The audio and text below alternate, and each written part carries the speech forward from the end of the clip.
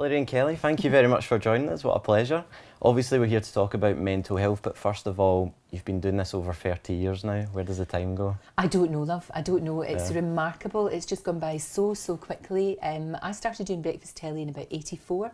I was the Scottish correspondent for TVAM, and then TVAM turned into GMTV, turned into Daybreak, turned into Good Morning Britain. Many regime changes, and I'm just lucky enough to still be here. Yeah, and still enjoying it? I love it. Actually, funnily enough, I think it gets more enjoyable as you get older. It's like everything else, you feel more comfortable in what you're doing, and you get to meet amazing people. And to be honest, it's not just big stars. Don't get me wrong, that's fantastic. You know, talking to people like this week, I was talking to Benedict Cumberbatch, and he was lovely, which was great because you're never quite sure what people are going to be like.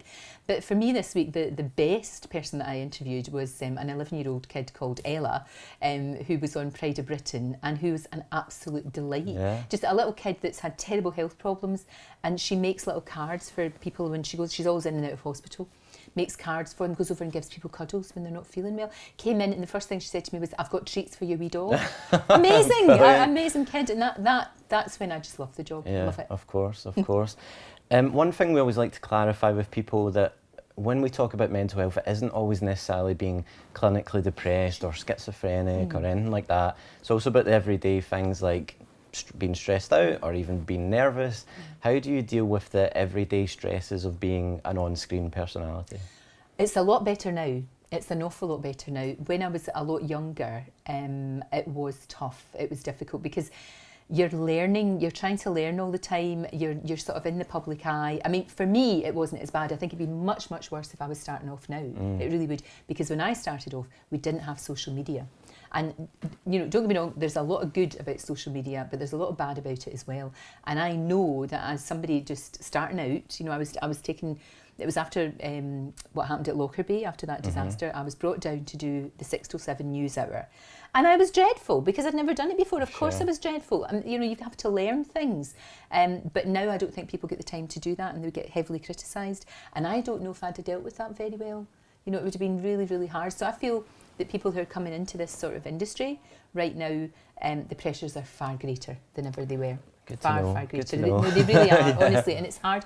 And, you know, I think everybody does. I mean, people would probably look at me and think, oh, you know, she's very easygoing, and I am, and, you know, and everything's under control. But I have moments where I just want to hide under the duvet, and I have moments where I feel overwhelmed. You know, 'cause there's so many balls up in the air. You know, a lot of, particularly I think, working women who've got kids and put themselves at the bottom of a very long list. It can be really hard. You know, it can be really tough. And sometimes it's just one wee daft thing and you think, oh, the whole house of cards is going to come toppling down. But I think everybody suffers from anxiety and from stress. It's part of modern living, and it's how you deal with it. And it's being able to talk about it now, which is fantastic, because we never did before. Do you feel under more pressure to look after your mental health and your general well-being because you are on screen? I mean, you must have days where you come in here and you go, I can't be bothered with this today, surely. I've never had days when I've gone, I can't be bothered. I have had days where it's been tougher than other days. I find what helps me an awful lot is, first of all, if I feel bad, I talk to my husband. You know, if I'm feeling sort of a bit down, like we all do. And also exercise. Yeah. Walking, taking the dog for a walk, going to my Zumba class. That is so good, not just physically, but mentally makes you feel better. Well, I saw you in that advert, you were smashing it. No, I wasn't, I was terrible. I'll never go and Strictly Come Dancing, I'd be so bad, so bad. But also what I think has been really good, and this is where I think shows like mine and daytime generally come into their own, is that it was the first time, I remember talking to Denise Welsh when she was in Coronation Street. I mean, we're talking way over, I think about 15 years ago. And she came on, and she was the first actress to come on and actually talk about her mental health problems. And that made, it was like a dam bursting. All of a sudden we got all of this feedback, which was remarkable. And from that, lots of other people talked about it as well. And that was really the first time that anybody that we could all relate to had actually spoken about mental health problems. She probably didn't get enough credit for that at the time, actually. I don't think she did, you know. I really don't. And it was a very, very brave thing to do, you know, because she was starring in this, you know, one of the biggest shows on TV, and people just didn't didn't talk about that, and particularly in the acting profession, because it was almost kind of like, oh well, are you going to be stable enough to do this movie? Well, of course you are.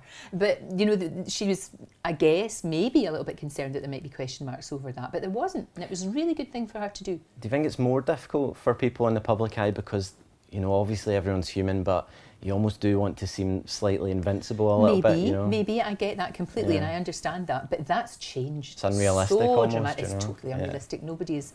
No, you know these lives we see on Instagram and on Facebook and everybody having a great time and isn't it wonderful? It's all nonsense and it's all fake. I mean, because nobody is that happy all the time. And for me, I much would prefer, rather than these bursts of happiness, it's just a feeling of contentment. I think that's really underrated. Just feeling contented and at ease. Yeah, just sat with a wee cup of tea. Exactly, and it's wee tiny things. It is literally sitting with a cup of tea. It's watching, you know, finding an old episode of Frasier that you haven't seen. Love Frasier. Yeah, I know, but it's things like that are little, tidying out your knicker drawer, you know what I mean? It's little tiny things, and contentment is a good place to be. It really is. Absolutely. But certainly from my point of view, that when I've been interviewing people who do have problems, mental health problems, and a lot of people are now coming forward, it's fantastic because every single person that comes on my show and talks about it, they're helping everybody out there that's watching not to feel isolated and alone, and that there's something wrong with them, and that they should be ashamed, because that's the thing that I find absolutely heartbreaking, especially among young people, that they think somehow they're failed or there's something shameful. I mean, there's nothing shameful about breaking your arm. It's an accident or whatever, or it's just bad luck, or it just happens to be a whole series of circumstances, and it's exactly the same with a broken mind. You feel like they've done something wrong almost, you know? I know, and that's really sad, because that then stops them sometimes from talking and from getting help. But we are getting better. Still got a long way to go, but we are getting better. I mean, I do feel that we have turned a corner almost, and I think it's great that we do have, especially, you know, you get young girls who are role models, you know, young girls in bands or performers, and they're talking about it as well, and that's great. Absolutely. Back on side, have committed to setting up drop-in sessions for the general public, but also specifically for professionals from certain industries like footballers and media workers as well. Is that something that you feel would really benefit people who are maybe under that scrutiny of working in the public eye? Yeah, I think so. I think it's a great idea. Anything that gets people talking, anything that gets people sharing experiences and helping others, I think is a good thing. And, you know, not everybody has got really good mates. I mean, I always remember in Crocodile Dundee when somebody was going through a bad time and Crocodile Dundee says, oh, haven't they got any pals to talk to? Do they have to go into therapy? Well, not everybody has. And not everybody has, and not everybody can spend the time that it sometimes needs and the expertise that it sometimes needs to help. I mean, we can all sit there and be sympathetic, but what's the next step then? You know, you need a professional, you need somebody that knows what they're doing, and we need more funds. I mean, that's the thing, you know, it's chronically underfunded. You know, because it's all very well, we have people saying, oh yeah, we're going to get help, we're going to do this, but you can't, some poor kid that's going through a terrible time and it needs help there and then, can't be fobbed off by saying, oh well, yeah, you'll see a therapist maybe in a couple of months. That's not good enough. That's not good enough. They need to see people there then, they've been brave enough to say, hey, I need help, I've got a problem, and that takes real guts. And then to say, well, yeah, we're going to help you, but not quite yet. That's not acceptable. There has been a bit of a prescription culture as well that's kind of developed, you know, and it's important that we find these, you know, help for the individual rather than help for the general problem, you know. Indeed, I think that is a real problem. I think you're absolutely right. And I mean, one of the things that we found out, we were talking about women going through the menopause, and that's when I found that I really felt very anxious. I had a lot of anxiety, and I just didn't feel it myself. It was a weird thing, you know. It was very, very strange. I got the right hormone replacement therapy, which works for me, doesn't work for everyone. But what I was really worried about, talking to a lot of professionals, were that women who were going through the menopause were being classed as having, you know, real bad mental health problems, which, yes, they kind of were, but instead of getting the help that they needed, the proper help they needed, they were getting fobbed off with antidepressants, which they didn't actually need. And that's a real problem as well. That's where it all comes down to, doctors being so busy and just thinking, I don't actually have the time in my 6-minute slot to talk about this person's problems. I'll give them a quick fix. And that culture's got to be sorted out. That's not a good culture. There's been a greater focus on men's mental health in recent times. Absolutely, which is great. About time too. Of course. As a woman, as a wife, as a friend, as a colleague, is that something you feel you're quite aware of with the men around you? And do you kind of look out for your husband, for example? Do you sort of spot the signs with him if he maybe needs to chat? Or he is like the typical Scottish guy that just gets on with stuff. You know, he's never up nor down. Yeah. He's my rock. He sort of keeps me anchored. He really does. He's fantastic. But yes, we do keep an eye. This is, you know, here with my team that are here, they're like my family. They really are. You know, that like James, who was doing the show today, has been here since he was a baby, since he was a researcher. Now he's grown up and got kids of his own.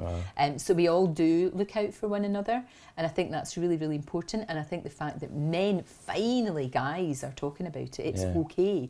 Because we've got, I do quite a lot of work with Help for Heroes, which is the charity that helps wounded soldiers, not just the wounds you can see, but and mentally too, and that's something we forget with soldiers. Oh, isn't it? geez, and it's been, I can't tell you how hard it's been to get them to say they've got a problem. It's getting a lot better again because people are talking about it now, but that's the real problem. It's not that the help's not available, because it is there.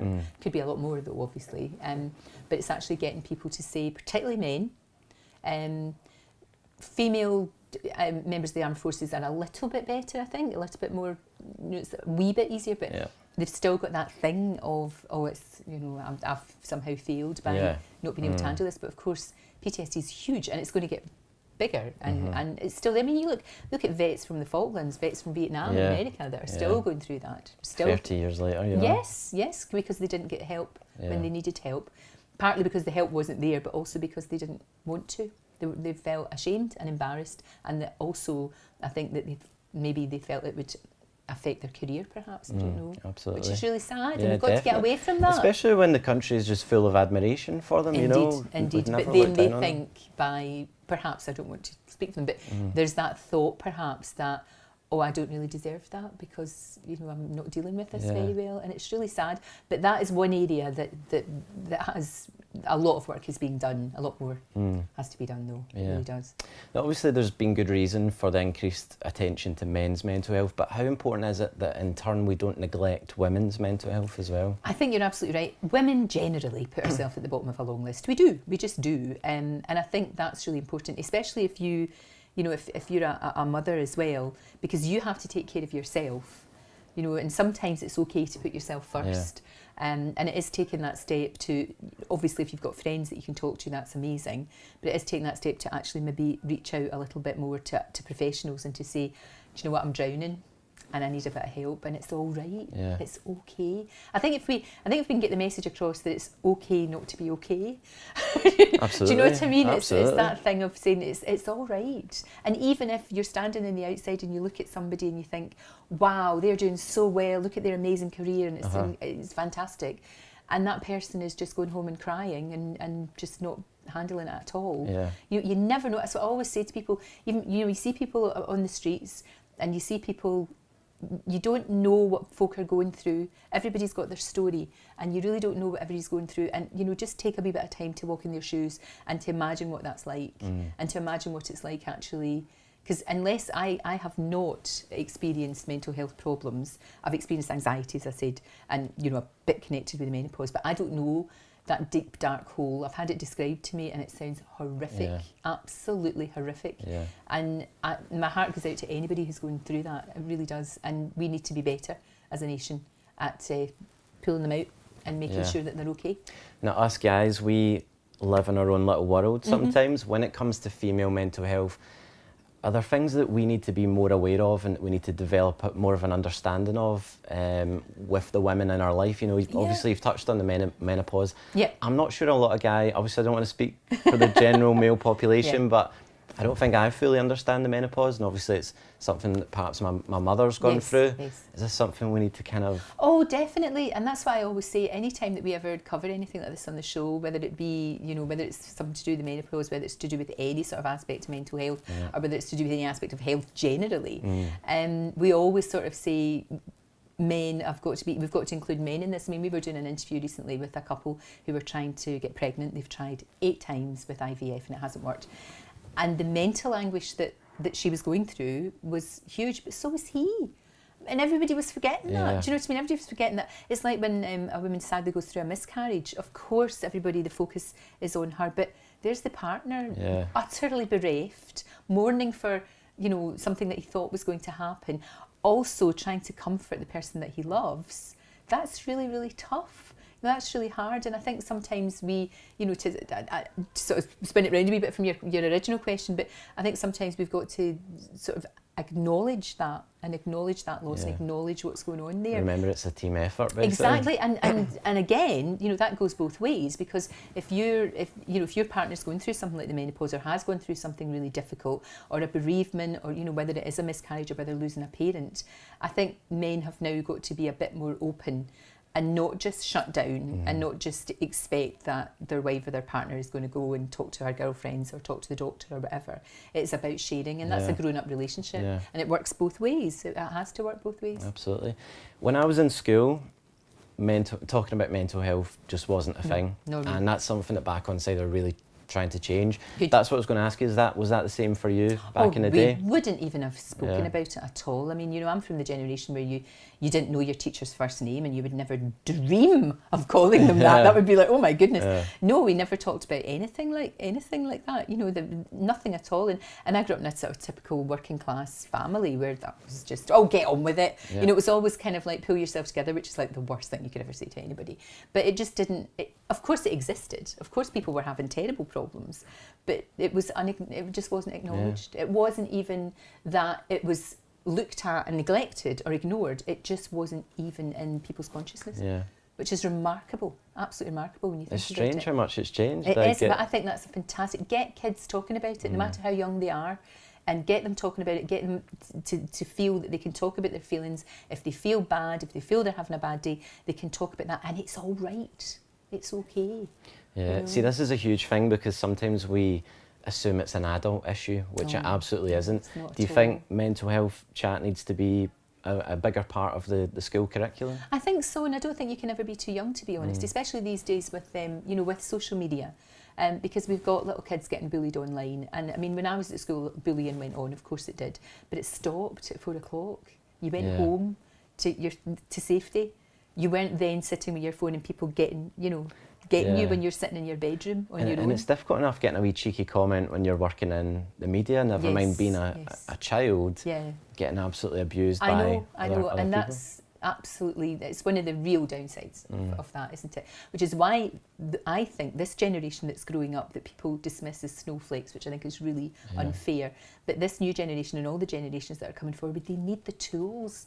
They need to be armed far more than I was or you were, because we didn't have that. We didn't have that constant barrage. And you can't just say to kids, turn your phone off, because that's not going to happen. It's not, the genie's out the bottle. There's no way that people are not going to be online and they're not going to be looking at things. And it is horrid, because I know from personal experience, you'll get 99 comments saying how fantastic you are, and you get one that says you're the worst thing in the world. What's the one you remember? That one that goes right into your soul. Or if you look, you should never do it, but if you look at a newspaper and look at the comments, you should never do that, especially the Daily Mail. Do not look at the comments. But of course you do. And the comments are nice, and then there's one. And it is like getting the soul sucked out of your body. It's horrible. But we have to arm our kids. We really do. We have to make sure that they're allowed to speak about it, that they can talk about it, that if they're feeling bad, if something's happening to them, they can't just sit there and not say things and be scared and think that they, be ashamed and feel that they failed. Because if they feel that, we failed them. We really have. Is that something you try and avoid, reading the comments? I mean, obviously you're a very popular lady, Lorraine. Oh, listen, you do get some, I'll tell you, and it's horrible. It is absolutely horrible. I do endeavour, but human nature being as it is, sometimes you do. And and it's all very well to tell yourself it's some, sad little individual. But yeah, it's horrible. It's horrible. And if I feel that, for goodness sake, I'm nearly 59 years old. Yeah. If it gets to me, and I think people that say it doesn't get to them are liars, unless they're Piers Morgan, because it genuinely doesn't get to him. He relishes it. He gets these honestly, comments that would have me in the corner sobbing with a bottle of gin in my hands. And he gets them and he corrects the spelling.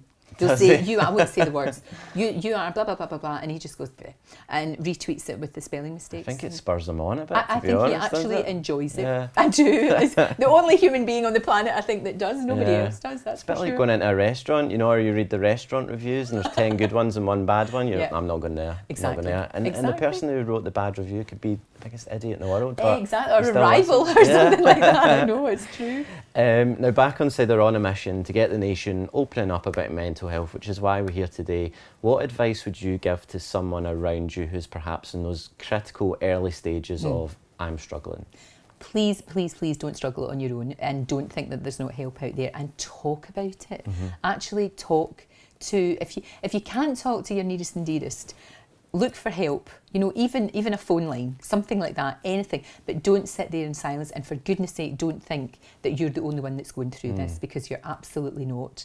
You really aren't. I mean, sadly, it's an epidemic. It really is, which is really sad, and a sort of product of our times in many ways. But get help, absolutely get help. Yeah. Don't sit there, because it'll just get worse. A lot of people think that mental health chat isn't perhaps relevant to them because they haven't had any major issues, but do you think as a society we sometimes underestimate the importance of maintaining good mental health? Absolutely, of course we do. For goodness sake, look at the amount of money that's spent. People will join gyms, and they'll go to exercise classes like I do, and they'll walk, and they'll train for marathons, and they'll do all of these things. Yeah. I think your mental health, you can it's probably more important to be healthy in your mind than it is in your body. Certainly the two of them have got to work in unison, and that's why I was saying to you that I find exercise really, really helpful for me. So yeah, I think it's really important, because it's all about like being sociable, being out there, talking to people, and when things get too much, and honestly, everybody sometimes gets overwhelmed, it's okay. And to realise, I think what's more important is to realise that it's not you haven't done anything. You haven't done anything bad, you haven't done anything, you haven't done anything to feel ashamed of or anything like that. It's just unfortunate, it's a series of circumstances, and you can get out of it, but you do have to try and look for help. Or even just a wee episode of Frasier. And a cup of tea. Or Billy Connolly, that always does it for me. Yeah, just watch definitely. Billy Connolly. But do you think sometimes it's a case of we're all going through some level of mental health issue, it's just about who's willing to admit it? I think that's probably true. There are certain individuals, like I don't think Donald Trump sits and questions himself. No, or peers. I don't think they do. So there will be certain people with, the hides of rhinos that probably sail through life and don't really think about stuff. And that's a shame, actually. In some ways, I feel quite sorry for them. But I think to a certain degree, all of us at some time will have feelings of anxiety and anxiousness, and just not being quite yourself, not being able to put your finger on it, I guess. To a lesser or greater degree, it might just be that you feel a bit sad or down for maybe a few days, and then with other people it's disappearing into that black hole. There's all different degrees of it, but yeah, I think it's part of being a human being. It really is part of being a human being, which is why you should never be ashamed of it. You touched on it earlier, this issue of funding. I think sometimes people are under this misconception that money is just constantly thrown at charities, which really isn't the case. No, it's harder than ever now. Yeah, and if we told you the cost of sending someone to a counsellor, it would probably shock you, to be honest. It's so expensive. Does there need to be more government help, and do we also just need to make sure that we're all doing our bit, whether it's donating money or even just donating our time? I think that's really important. What you said about donating your time is really important, because I think sometimes we've got an army of really experienced older people that with a little bit of training could probably be drafted in to help other people. Good listeners good listeners, just people that can sit and just say, tell me about it, talk to me. Volunteers, an army of volunteers. Maybe it's people that have just retired, or perhaps, I've got a little bit more time in their hands if their kids have left the house. I think that's something certainly that we could do, but we shouldn't just rely on volunteers. There has to be more. There has to be more funding. Of course, there does. I mean, that makes perfect sense. There needs to be, and I think mental health is, for far too long, it's been the Cinderella, hasn't it? And it needs a lot more funding. And what is so important though, when government when government decide that they want to give money to something, they've got to listen to people at the sharp end. They've got to listen to folk at the coalface who know what they're doing, who know where the money's supposed to go and how it can be spent. There's no point in just getting a whole bunch of money and just throwing it at a problem. Experts will know, people that have suffered themselves, people that have gone through it, and those that are trying to help them, they know exactly where that money should go, and it's using it effectively, because there's no point just for a headline grabbing thing saying, the Scottish Government are going to give whatever, how many millions, whatever. It's money that's got to be actually put to good use, or otherwise it's no use. Yeah. How important is it that people in the public eye, obviously we spoke about Denise Welsh and whatnot, how important is it that these people keep speaking up in the hope that they will give children a bit of inspiration, Yeah. and sort of saying, well, actually, I look up to these people. If it can affect them, it can affect anyone. The Rock, for example, came out and said he's had Wasn't problems. that brilliant? So if Wasn't that fantastic? If it can happen to him, surely it can happen to anyone. Absolutely, and I think that's very, very true. And you know, you look at people who are doing amazing things. Lady Gaga has said, you know, that she's suffered from mental health problems, and there's a woman who you would think she is so in control, you know, so confident, she's incredibly successful. And look at her. She has loads of problems. She's really bad fibromyalgia. I know, she's had it tough. But what's great is she's talking about it. Yeah. And somebody like The Rock talking about it is brilliant. Somebody who's a member of the armed forces, who's a big, you know, big, strong man or woman, and getting them talking about it, that's fantastic. You know, somebody that's been in the SAS saying, do you know what? I sometimes feel that I don't want to get up in the morning either. And that is really, really important. That's, I think, when you get a good message across. And how important is it that organisations like Back On Side keep doing what they're doing, raising this awareness? It's life-changing stuff, isn't it, for people? I think I take my hat off to all organisations, including Back On Side. I think it's a great thing to do. I think you've got to keep hammering away, you've got to keep beavering away, you've got to keep this issue in the public eye. We try to do our bit on the show, we definitely do. In fact, all of Daytime does, and hopefully that sort of, it's like a ripple effect, you know, and it makes it easier and much more acceptable for everybody. But it's hard. I'm sure it's very tough for what you do. Yeah, it's easier said than done, of course, but... Oh, if I had a magic wand, it would be great. But we don't. But what we do have now is we can actually say to people, it's okay. And here's, you know, this is what we're trying to do. And we're at least attempting to tackle this massive problem, and it's huge. And we don't want everybody to sort of sink and to feel terrible, and for, you know, you've only got one life, and you should have the opportunity to enjoy that. I think what we're trying to do is make it less scary to talk about as well. Yeah, I think so too. Well, it's that thing. I mean, everybody does the analogy about the broken arm, but somebody, you know, you see somebody with a stookie on, and you go, oh. Let me sign your stookie. But you don't say to somebody, oh, that's a shame about your, you know, your mind's not doing so well just now, your emotions are all over the place, you're not feeling so good. And it's about that, and I think it's a generation thing though, because my parents would definitely say, pull yourself together. I could never have gone to my mum and dad or that generation of my aunts and uncles and said, you know what, I'm feeling a bit anxious. Say, what have you got to be anxious about? Shut up.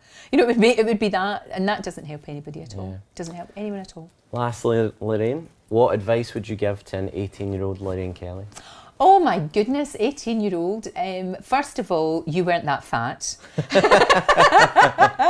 Don't worry about, don't sweat the daft things. Don't be worried about stuff, and just enjoy, you know, because so many teenagers have go through terrible angst.